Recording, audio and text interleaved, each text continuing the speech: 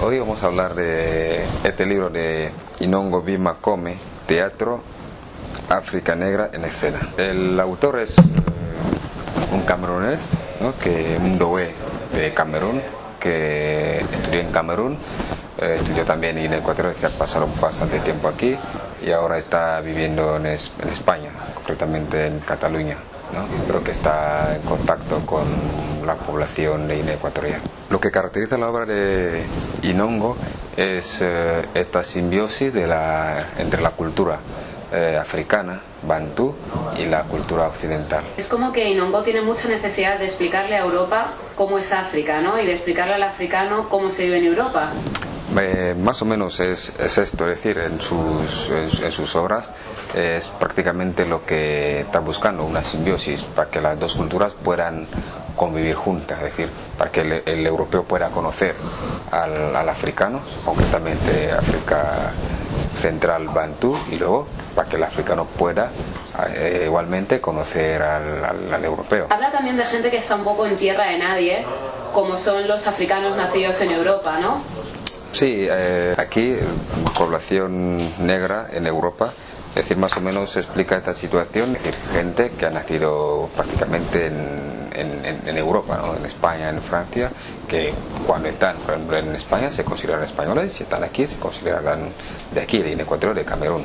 Es interesante porque ahora mismo hay mucha población que ha nacido en Europa, viene aquí, otros que han pasado muchísimo tiempo estudiando, trabajando y que están viniendo acá y que están de alguna forma aprendiendo nuestras costumbres, ¿no? Y luego nosotros que llevamos bastante tiempo aquí, aprendiendo también de ellos, ¿no? Y esto hace que tengamos una cultura mestiza.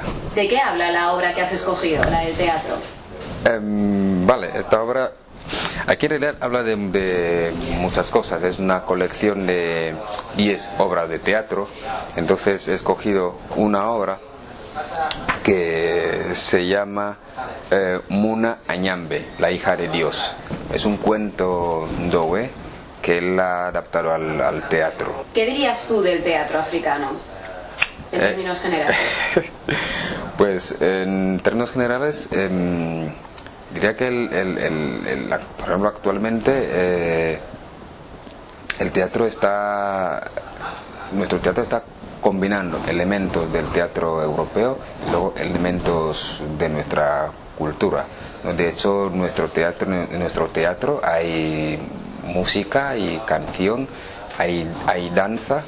Entonces, por ejemplo, aquí los grupos de teatro, por ejemplo, aquí tenemos Bocamanja, se pueden notar fácilmente las actuaciones de Bocamanja, es decir, hay una combinación de elementos tradicionales y luego una combinación de elementos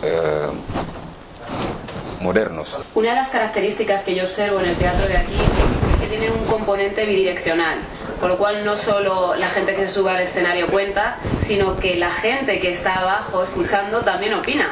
Sí, es una de las ventajas que tiene el teatro. De hecho, he elegido esta obra de teatro porque hay una complicidad entre los actores, es decir, la gente que está en el escenario y el público, ¿no? Por ejemplo, en nuestra literatura tenemos un género que es el mbet. El mbet es tanto la historia que se cuenta, el narrador y el público. Todo eso hace el mbet. Entonces, lo mismo que en nuestro teatro, es decir, están los actores y luego también está el público. Incluso el público suele animar a los actores, ¿no? Hay momentos en que el público interviene en el momento de la actuación. ¿Crees que es uno de los géneros por excelencia?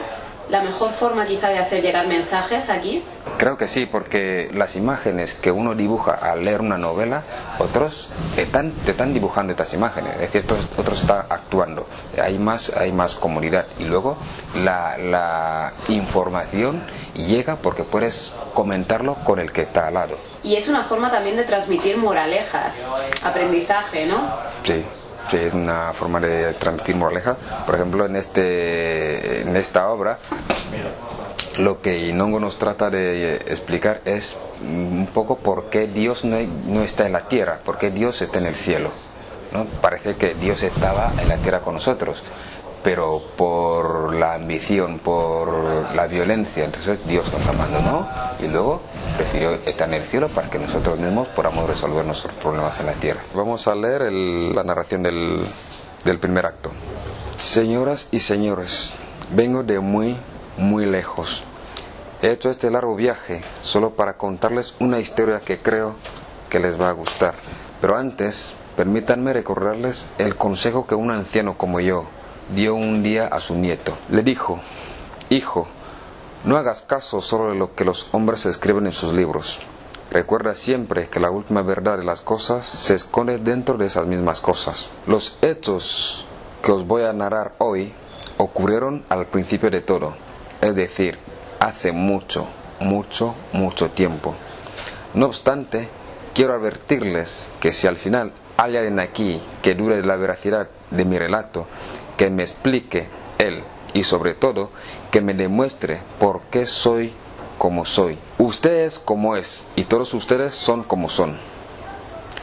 Al principio del todo, Añambe, Dios, vivía en la tierra rodeado de animales y de su única y bella hija, Emeno, que quiere decir vida. Pero mucho más allá vivían también 3 muchachos, Madola, Pablo y Colis, que eran los únicos que habían en el universo. Como hemos comentado antes, el teatro en África tiene, las historias en África tienen esta ventaja de presentar una moraleja. Entonces vamos a leer la moraleja que tenemos aquí en esta historia. Esta es, señoras y señores, la historia de nuestra tierra y de nuestro mundo que a mí me han contado y que yo he venido a contarles. No tengo ninguna duda de que ahora cada uno de nosotros sabe y comprende por qué unas personas somos lo que somos. Unos burros, otros cerdos, otros leones y el resto unos verdaderos seres humanos. Y creo también que ahora comprendemos por qué Tete Añambe se quedó a vivir para siempre en el cielo. Si queremos saber más de la hija de Dios, hay que acercarse aquí a la Casa Tomada y comprar este libro.